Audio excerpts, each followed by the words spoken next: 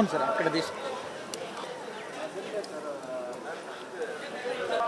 బాబా ఫోటోదిమ్మా కొంచెం ముందర సార్, కొంచెం ముందుకు రండి. Okay sir, okay. Minutes eyes close చేయబాకండి సార్, ఐస్ క్లోజ్.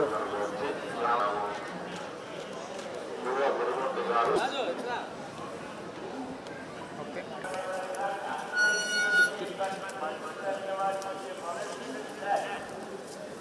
వెనకాల చూసి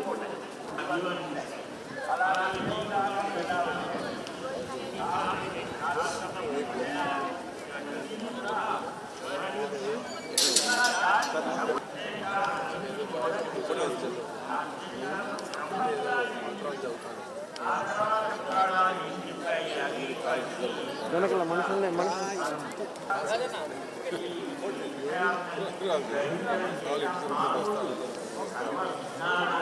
కొంచెం జరుగుతుంది సార్, కొంచెం.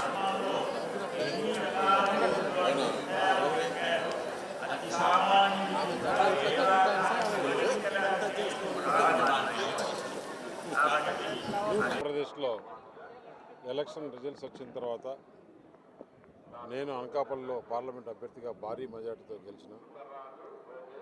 ముందుగానే అనుకున్నాను ఆ వెంకటేశ్వర స్వామికి వచ్చి శుక్రవారం వస్త్రం చేయాలి అని.